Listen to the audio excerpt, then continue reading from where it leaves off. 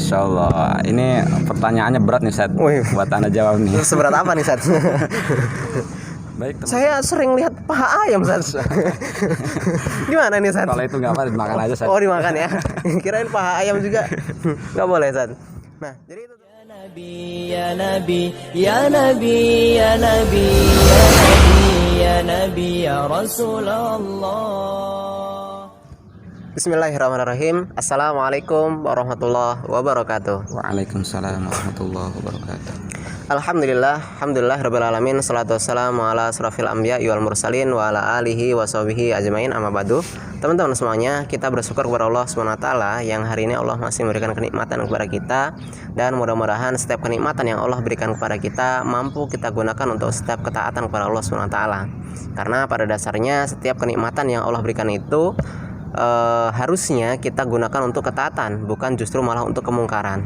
Salam dan salam semoga tetap tercurahkan kepada Nabiullah Muhammad SAW, juga kepada para keluarganya, para sahabatnya, para tabiin, tabiut tabiin, serta orang-orang yang senantiasa sikoh meniti jalan dan sunnahnya, dan mudah-mudahan kita termasuk orang-orang yang mampu menjalankan sunnahnya.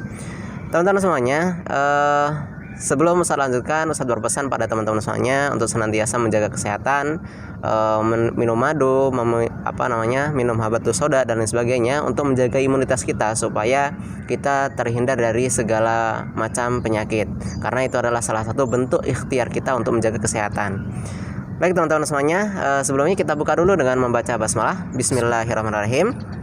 Nah, pada sesi kali ini ada sesuatu yang berbeda teman-teman, karena di sini Ustadz ditemani oleh guru Ustadz, yaitu Ustadz Asmawi.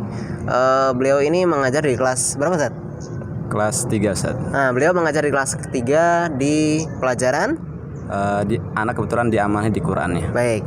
Nah, jadi beliau ini diamanahkan mengajar di Quran Ustadz ya, di Quran. Baik teman-teman semuanya, karena Ustadz hari ini ditemani oleh beliau, maka kita berikan beliau kesempatan untuk memberikan nasihat kepada kita semuanya. Karena beliau ini luar biasa teman-teman, maka kita harus meminta nasihat-nasihat dari orang-orang yang luar biasa gitu ya. Baik Ustaz, karena memang Ustaz ini kan mengajar di bidang Quran Ustaz. Kalau kita melihat pada fenomena kali ini ya, bagi para penghafal Quran itu kan bermacam-macam. Ada yang mereka sulit menghafal tapi mudah lupa. Sedih banget Ustaz ya gitu ya. Sudah sulit menghafal tapi mudah lupa gitu kan. Terus kemudian ada juga yang sulit menghafal tapi lama lupanya. Ada yang mudah menghafal tapi cepat lupa. Tapi kita berharap sih yang terakhir nih, cepat menghafal tapi nggak lupa-lupa gitu ya. Nah, tapi kita ambil secara umum Ustaz. Jadi bahwasanya banyak permasalahan-permasalahan, yaitu mereka yang susah untuk menghafal tapi lupa Ustaz. Nah, ini kira-kira seperti apa nih Ustaz? Solusi-solusi atau nasihat ulama-ulama untuk penghafal Quran Ustaz atau penuntut ilmu? Masya Allah, ini pertanyaannya berat nih Ustaz. Wih. Buat Anda jawab nih. Seberat apa nih Ustaz? Baik teman-teman, bismillahirrahmanirrahim. Assalamualaikum warahmatullahi wabarakatuh. Waalaikumsalam warahmatullahi wabarakatuh. Alhamdulillah wa syukurillah wa ni'matillah, la haula wa la quwata illa billah. Qala rabbi shrah li sadri wa yassir li amri wahlul 'uqdatam min lisani yafqahu qawli, amma ba'd. Baik teman-teman semuanya yang dimuliakan Allah Subhanahu wa taala, alhamdulillah di pagi hari ini kita bertemu kembali lewat video ya. Mudah-mudahan pertemuan kita ini diberkahi Allah Subhanahu wa taala, dan mudah-mudahan kita semua masih senantiasa dilindungi dalam rahmat dan Allah Subhanahu wa taala. Amin amin. Baik teman-teman semuanya, tadi Ustadz mendapatkan pertanyaan ya dari teman-teman atau dari guru kita juga Ustadz Fatoni terkait hafalan yang mudah hilang. Ini teman-teman sebenarnya Ustadz pernah mendengar kisah, yaitu Imam Asy-Syafi'i ya, Muhammad bin Idris Asy-Syafi'i. Beliau pernah mendatangi gurunya mengadukan perihal buruknya hafalannya. Dikatakan syaqautu ila waqi'i an su'a hifdi fa arsadani ila tarkil ma'asi fa akhbaroni bi anna al-ilma nurun wa nurullahi la yuhda li'asi. Jadi teman-teman, satu ketika Imam Syafi'i ini datang kepada gurunya, datang untuk mengadukan perihal jeleknya, buruknya hafalannya. Dia datang mengatakan kepada gurunya, wahai guruku, apa yang menyebabkan hafalanku ini hilang seketika? Kemudian gurunya mengatakan, wahai Syafi'i, coba kau ingat perbuatan dosa apa yang kamu lakukan sehingga itu yang menyebabkan hafalan kamu itu hilang. Kemudian Imam Syafi'i mengingat teman-teman. Dia mengingat lama tapi dia tidak menemukan. Dia mengatakan, wahai guru, tidak ada dosa yang telah kuperbuat. Kemudian gurunya mengatakan, coba kau ingat lagi. Diingat lagi sama Imam Syafi'i teman-teman. Lama dia merenung, tidak ada. Ya, kemudian gurunya mengatakan lagi, coba kau ingat kembali. Kemudian Imam Syafi'i terus mengingat. Dari dia bangun tidur sampai dia tidur kembali, dia mengingat, oh ternyata ada satu hal. Kata dia, wahai guru, aku ingat satu hal. Apa yang kau ingat? Aku ketika sedang berjalan, di perjalanan itu aku melihat seorang gadis, seorang wanita yang sedang mengendarai kuda. Kemudian qadarullah datang angin yang berhembus menghampiri wanita tersebut sehingga kainnya tersingkap, terlihat betisnya. Dan aku melihat itu, ketika aku melihat, aku segera berpaling wajahku, pandanganku dari hal tersebut. Kemudian gurunya mengatakan, wahai Syafi'i, itulah yang menyebabkan hafalan kamu hilang. Dan nasihat beliau menyampaikan, ya Syafi'i, i'lam, ketahuilah, annal ilma huwa nur, bahwa ilmu itu adalah cahaya. Wa nurullahi la yuhdali asi, dan cahaya Allah itu tidak akan diberikan kepada orang-orang yang bermaksiat. Masya Allah teman-teman. Dari kisah ini mungkin dapat kita ambil hikmahnya bahwa teman-teman kita harus senantiasa menjaga pandangan kita dari hal-hal yang tidak baik. Seperti Imam Syafi'i tadi teman-teman, kita sama-sama tahu ya, beliau ini ulama besar ya. Di usia 7 tahun beliau sudah hafal Al-Quran. Di usia 10 tahun dia sudah menghafal kitab Al-Muwatta Imam Malik, tebal teman-teman. Kemudian di usia 15 tahun beliau sudah berfatwa. Dan beliau ini kemampuan hafalannya itu luar biasa teman-teman. Kalau beliau pergi dari rumahnya menuju masjid, itu telinganya mesti disumbat, Ustaz. Disumbat, Ustaz ya? Disumbat. Kenapa, Ustaz? Karena saking kuatnya hafalan dia. Kalau dia tidak sumbat, dari rumah ke masjid itu kan banyak orang yang berbicara. Iya, Ustaz. Nah, ketika dia tidak sumbat itu, apa yang dibicarakan oleh orang-orang di sekelilingnya itu hafal, teringat. Masya Allah. Itu kuatnya Imam Syafi'i teman-teman. Tapi sekuatnya Imam Syafi'i, ketika dia tidak menjaga pandangannya, ternyata itu salah satu yang menyebabkan hafalannya seketika itu hilang. Makanya poin pertamanya teman-teman, kita harus senantiasa menjaga pandangan kita. Itu Ustaz mungkin yang pertama. Baik Ustaz. Masya Allah ini ya. Jadi poin yang disampaikan oleh Ustaz Samit tadi adalah tentang menjaga pandangan teman-teman. Ya, bagi para penghafal Quran atau penuntut ilmu, justru juga kepada kita semuanya, yaitu poin menjaga pandangan ini penting karena memang sekelas Imam Syafi'i saja yang ilmunya luar biasa, hafalannya begitu kuat Ustaz ya. Bahkan sampai mau ke masjid disumbat telinganya Ustaz ya, karena Ustaz takut hafal gitu ya. Gitu. Nah itu aja ketika melihat betis seorang wanita itu pun tidak sengaja, itu seketika itu hilang hafalan Ustaz ya. Masya Allah. Ini saya sering lihat paha ayam Ustaz. Gimana nih Ustaz? Kalau itu nggak apa, dimakan aja Ustaz. Dimakan ya. Kirain paha ayam juga. Nggak boleh Ustaz. Nah jadi itu teman-teman, Imam Syafi'i tadi yang begitu luar biasa gitu kan, hafalannya kuat, tapi ternyata hanya satu kesalahan yang itu pun tidak dilakukan secara tidak sengaja, namun mampu menghilangkan hafalannya seketika. Maka mari kita sama-sama menjaga pandangan kita. Tapi ngomong gini Zat, jaga pandangan Zat, ini jaga pandangan ini seperti apa Zat? Apakah kemudian kita kalau jalan harus nunduk Zat, nggak noleh kanan noleh kiri lihat depan gitu? Gimana Zat?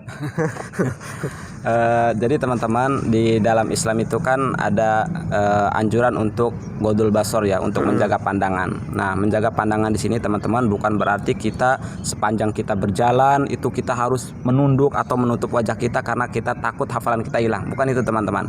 Tapi maksudnya di sini menjaga pandangan mata kita dari hal-hal yang dilarang oleh Allah Subhanahu wa taala. Sekali lagi, kita menjaga pandangan mata kita dari hal-hal perbuatan dosa yang dilarang oleh Allah Subhanahu wa taala. Itu teman-teman. Jadi ketika kita berjalan melihat hal-hal yang tidak baik, maka kita palingkan, ya, wajah kita dipalingkan, pandangan kita dipalingkan dari hal tersebut.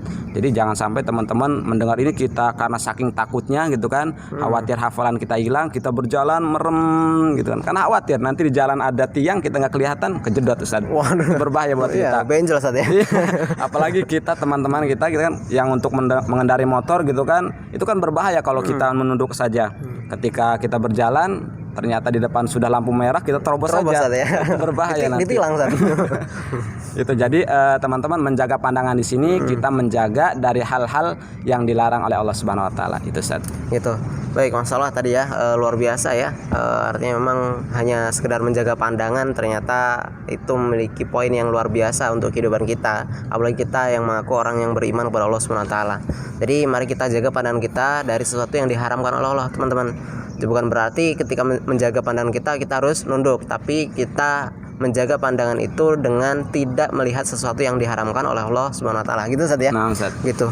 Ada lagi nggak Ustaz yang mau disamakan nih Ustaz? Mungkin ada sedikit saja. Ini itu, mungkin Ustaz? untuk membantu teman-teman dan kita semua ya, untuk mudah-mudahan hafalan kita senantiasa terjaga. Yaitu teman-teman, kita mesti memperbanyak murojaah. Ini yang terpenting teman-teman. Kalau Ustadz dulu pernah bertanya bagaimana cara menghafal, ternyata guru ana mengatakan jangan, pertanyaan kamu itu salah. Justru pertanyaan yang benar itu bagaimana cara memurojaah. Nah, itu teman-teman. Karena sulit kita, karena memurojaah itu lebih sulit dari menghafal. Makanya ada satu kisah teman-teman, seorang ulama besar, dia ini ahli fikih, di mana dia setiap hari ini teman-teman senantiasa mengulang hafalannya bahkan sampai 100 kali dalam setiap hari. Ya, kemudian ada seorang nenek yang melihat hal tersebut, dan ketika melihat ulama tersebut sedang murojaah, dia mengatakan, "Wahai ulama, apa yang kau ulang-ulang itu aku juga hafal." Sekali lagi, kata si nenek tersebut mengatakan, "Wahai ulama, apa yang kau ulang-ulang itu, apa yang kau baca, apa yang kau murojaah itu aku juga hafal." Nah, keesokan harinya teman-teman, ulama tersebut terus mengulang hafalannya, tapi si nenek itu tidak. Kemudian beberapa hari kemudian bertemu kembali, dan si nenek tersebut mengatakan, "Wahai ulama, apa yang engkau hafal, apa yang kau ulang-ulang itu aku sudah lupa." Ya, kemudian ulama itu mengatakan teman-teman, "Wahai nenek, aku melakukan ini agar aku tidak mendapatkan musibah terbesar seperti musibah yang kau dapatkan." Nah, kalimatnya teman-teman perhatikan.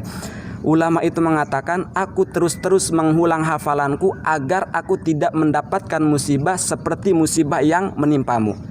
Nah, jadi apa musibahnya? Si nenek tersebut musibahnya teman-teman hilang hafalannya akibat tidak mengulang-ulang hafalannya.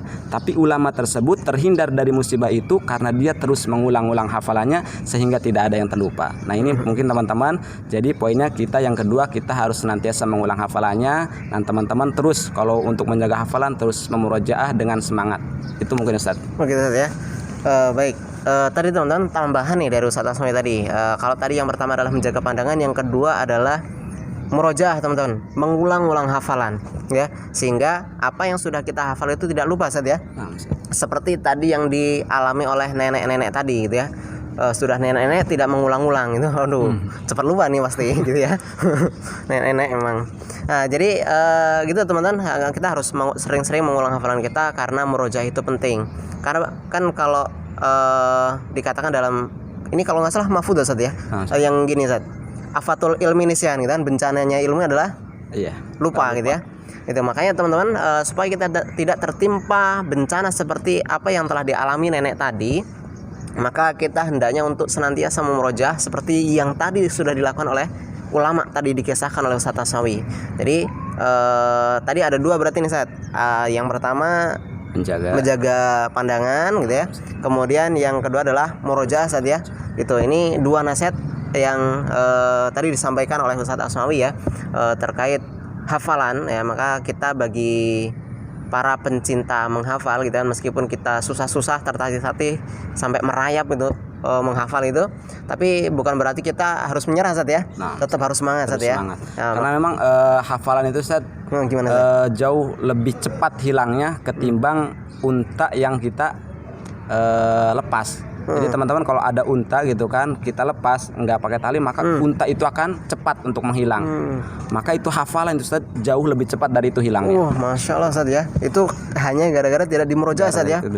Masya Allah gitu. Berarti kita emang harus mengikat unta itu kuat-kuat gitu ya, supaya tidak hilang. Apalagi ini ilmu Ustaz.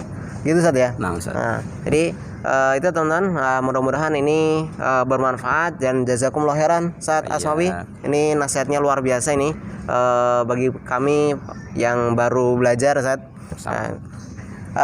Gitu teman-teman, untuk sesi kisah pada kali ini kita doakan mudah-mudahan Ustaz Asmawi diberkahi ilmunya dan diberkahi juga keluarganya, dan kita berdoa mudah-mudahan apa tadi yang telah disampaikan oleh Ustaz Asmawi keberkahannya sampai ke kita juga. Mungkin untuk sesi kisah kali ini kita cukupkan sekian teman-teman. Mudah-mudahan bermanfaat dan bisa diamalkan. Kita tutup dengan hamdalah dan doa kafaratul majelis. Alhamdulillahirabbil alamin. Subhanaka Allahumma wa bihamdika asyhadu an la ilaha illa anta astaghfiruka wa atubu ilaik. Demikian dari Ustadz, kurang lebihnya Ustadz mohon maaf, dan kepada Allah Ustadz mohon ampun. Dan bagi para ayah bunda yang mungkin memiliki saran terkait kisah ini, boleh tulis di kolom komentar ya. Akhirul kalam, assalamualaikum warahmatullahi wabarakatuh. Waalaikumsalam warahmatullahi wabarakatuh.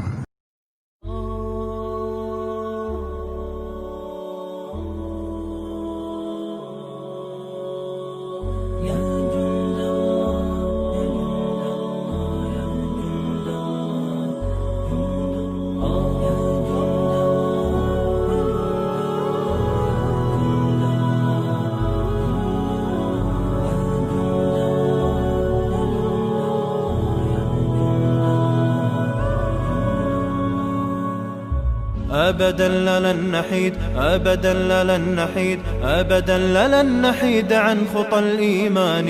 دربنا درب قويم دربنا درب قويم بالهدى القرآني. أبدا لن نحيد أبدا لن نحيد أبدا لن نحيد عن خطى الإيمان. دربنا درب قويم دربنا درب قويم بالهدى القرآني. سائر في طريق الحق يا جند الله سائر في طريق الحق يا جند الله جند الله.